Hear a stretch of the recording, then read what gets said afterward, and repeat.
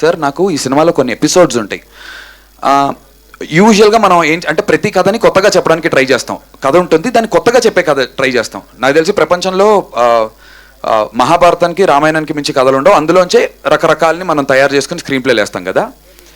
కానీ ఈ కథలో ఉన్నటువంటి సీక్వెన్సెస్ గురించి చెప్తే వాటిట్లో అలాంటి అక్కడ అందులో ఉందేమో తెలీదు, అలాంటి పురాణాల్లో ఉందేమో మనకు తెలీదు.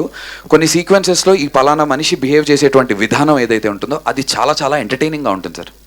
ఇంటెన్స్గా ఉంటాడు, కానీ చూస్తున్న ఆడియన్స్కి వీడిప్పుడు ఏం చేస్తాడు అనేటువంటి ఒక ఎంటర్టైన్మెంట్ యాంగిల్ ఉంటుంది. అది చాలా బాగుంటాయి. నేను కథ చాలా సింపుల్ కదా. ఒక అమ్మాయిని ప్రేమిస్తున్నాడు, ఆ ప్రేమ అమ్మాయి ఒప్పుకుందా లేదా, ఇది బేసిక్. కానీ వీడు ప్రేమించే విధానాన్ని ఎలా చెబుతున్నాడు అనేది ఎక్స్ట్రాడినరీగా మీకు ఎంటర్టైనింగ్గా ఉంటుంది. ఒక scene if I can say sir, Manayya గారికి కూడా చెప్తున్నాను, రాజేష్ గారు మీకు కూడా I think you will like it కూడా అనుకున్నాను. జెన్యున్గానే చెప్తున్నాను సార్. ఫర్ ఎగ్జాంపుల్ ఒక సీన్ ఉంటుంది, అంటే వీడి బిహేవియర్ ఎలా ఉంటుంది అంటే ఎంత కొత్తగా ఉంది. అది ఒక్కటి చెప్తే మిగతా అన్ని సీన్స్లో మీరు రిలేట్ చేసుకోవచ్చు. హీరోయిన్కి చేయి కట్టే ఉంటుంది, హీరోకి ఏంటి వీడి ప్రేమ కదా. నన్ను నేహాకి ఏమైందా, హాస్పిటల్లో ఉంటారు, వీడికి లేటర్ తెలుస్తుంది, వీడు వెళ్ళాడు, నన్ను ఏమైందన్న నేహాకి ఏమైందన్న ప్లీజ్ నన్ను ఒక్కసారి వెళ్ళి చూస్తానన్న అంటే, రే అమ్మాయి రెస్ట్ తీసుకుంటుందిరా, అమ్మాయిని డిస్టర్బ్ చేయకు అని శివాజీ రాజా అంటారు. లేదు నన్ను ప్లీజ్ నన్ను ఒక్కసారి వెళ్ళి కలుస్తానన్న, ప్లీజ్ నన్ను.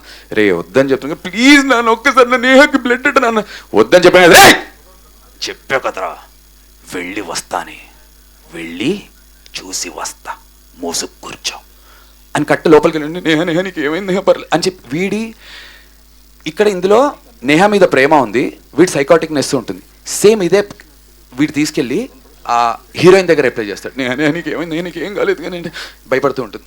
భయపడక నేను నన్ను చూసి ఎందుకు భయపడుతున్నావు, నేను నీకోసం వచ్చాను అని భయపడుతుంటే, ఎందుకే భయపడుతున్నావు, నేను ప్రేమిస్తున్నాను కదా, భయం ఎందుకే, నీకు చేయి కట్టిందని నేను ఎంత ఏడ్చి అనుకుంటూ వీడి ప్రేమ చూపించే విధానం ఏదైతే ఉంటుందో సార్, సాక్షాత్వంగా ఉంటుంది చెప్పాలంటే, పైశాచకత్వం.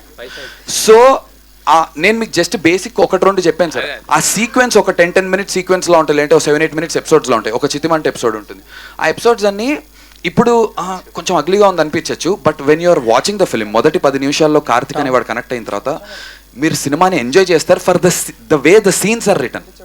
నేను కథ అని చెప్పట్లే, మళ్ళీ కథ ఇలా ఉంటుందండి, ఫస్ట్ యాక్ట్ ఇది, సెకండ్ యాక్ట్ ఇది, థర్డ్ యాక్ట్ ఇది, పించ్ పాయింట్ 15 అవన్నీ చెప్పట్లా, సీక్వెన్స్లు అదిరిపోతాయి. ఆన్సర్లు ఎందు అయినందుకు క్షమించండి, బట్ అగ్లీ స్టోరీ ఎందుకు ప్రేక్షకులకి చూడాలనే దానికి దీని ద్వారా నేను చెప్పాలనుకున్నాను. బట్ అంటే